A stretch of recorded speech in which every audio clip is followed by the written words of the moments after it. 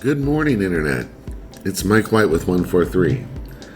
So today I woke up to this. We have a person in a group that I'm in asking how to convert this into an SVG. And so the first thing I told him was I'd trace it in Inkscape. That's the manual way, where you just define the points around and just trace it. And that's one technique that would work great and probably result in the best outcome. But I'm going to try to show you a quicker and easier way too. So here I've downloaded the image and I've brought it into a program called Gigapixel AI. So Gigapixel just takes a small low-res image and blows it up. Well, actually it doesn't blow it up. I shouldn't use that term. It upscales it so that it's a better quality. It kind of redraws the image at a higher resolution. So I've taken a 500 pixel image and made it a 3000 pixel image, which will allow me to get cleaner selections and be more true to the original object. Now I've saved that image and brought it into Photoshop, and I'm going to zoom in, and I'm setting my tolerance on my magic wand to 100 and just making a selection. So just clicking on the area that I want to select. And since we're trying to make this an SVG, I'm not going to try to get the wood grain or anything like that. I've just switched to my lasso tool, and I'm using that to refine the selection. So I'm just going around and helping select the areas that I think are really important to keep. I'm using Shift. I'm holding Shift as I'm drawing.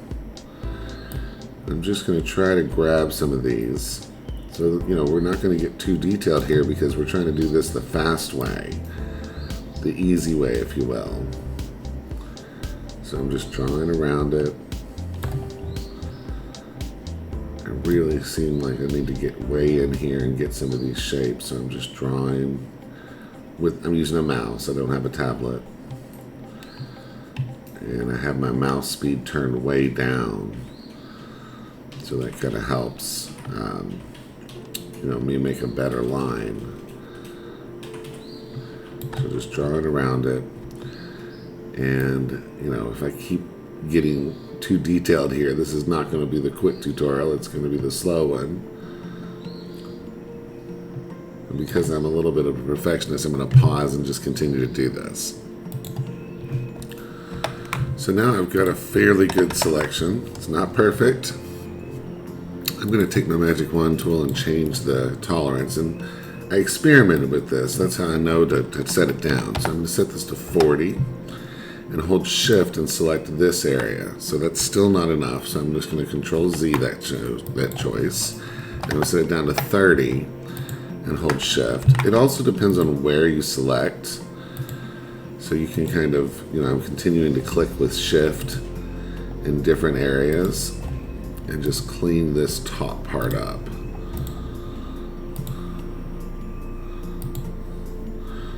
So that's with a 30 selection. That worked pretty well. And I'm just gonna use Alt and again hold Shift and deselect some of these areas and clean up some of these edges. So I'm holding Alt, and then sometimes I'm holding Shift if I want to add to my selection. And I just see a little bit of oddity right here, so I'm going to grab that, and I'm going to go with that as my main selection for now. Okay, so now I'm going to just grab a paint bucket tool and do Control Shift N to create a new layer, and I'm going to paint with solid black. So there's my shape, and then I'm going to turn that off, and I'm actually going to use the Alt trick, to deselect, and I'm just going to deselect along this line and get all of this, and I'm going to really try to get deep in there and just select, get rid of that selection right there. Awesome. And then I'm using Alt again to deselect because I just want to get that top part that's black. And I'm going to just grab my paint bucket tool again and do Control Shift N and paint again. So I've got my black top, and then I've got the entire pumpkin which overlaps. And then this is a good step. I'm just going to look at this, and you can grab your paintbrush tool and refine, the way you feel like you need to. So I definitely want to have this back layer, completely covering the top layer. So, if there's any little parts that you see that aren't fully black that you feel like you need to clean up, now's the time to do it. Okay. All right. So I'm just going to do image trim. And then I'm going to give it a little bit of space around the outside. So that trimmed around the image. And now I'm just going to add 50 pixels around the outside so it's not actually touching the edges. Okay, and I'm going to export. So I'm going to do quick export as PNG. And I'm just going to call this pumpkin. I'm going to call it pumpkin base. And then turn this one off. And I'll export this. And I'm going to call this pumpkin stem. Okay. And then I'm going to open up Inkscape. Start a new document.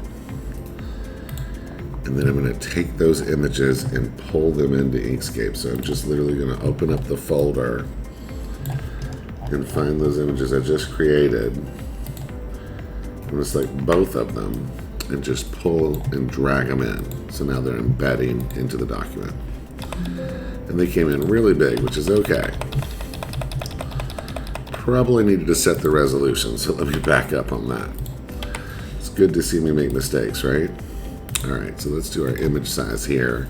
Yeah, the resolution is set to 1, which just happens sometimes. So I'm going to make this 300 by 2000. And then I'm going to follow those same steps and export them again. Okay, now that I've got the resolution set, let's just try it one more time. Pull those in. Hopefully they're not too big this time. Nope, they're great. Awesome. Okay, so I've got those in Inkscape. And one step I like to do is use my Align and Distribute panel, which you can find under Object, Align and Distribute. And just select both the objects. And I don't want to move Align Selection as a group. And I want to just center them on the vertical and horizontal axis. It didn't seem like it made much of a difference, but sometimes when you've got a complex document, that really helps you get those things lined up properly.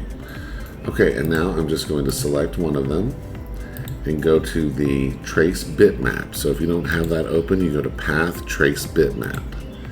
And then I'm just going to hit Apply. And then I'm going to delete the image. And then I'll grab the other image, Trace Bitmap, and hit Apply. And then I'll delete the image. So now I've got these two paths. This one's the stem. So I'm going to name that stem. And this one's the base. Okay, great. Now I'm going to find my original image. I don't really want the upscaled one because I don't need it. I'm just going to pull this in for color. And at this point, obviously, you can just choose your own color. But if I was doing this, trying to make sure I stayed true to the original, and I would just grab my fill and stroke. If you don't have your fill and stroke, go to Object, Fill and Stroke, and that'll open that panel. And then I'm just going to use the color picker tool and find a clean part of the color and choose that. And then on this top, it really looks black, but I think that it'd be nice to just not be quite so black. So just a little bit off black. And there you go. We've got our shape. We've got our nodes. We are ready to trim this. So I'm going to do Control-Shift-R. And I have a SVG that's ready to go. Hey, I hope this helps somebody. Enjoy creating and designing. And thanks for watching. Take care.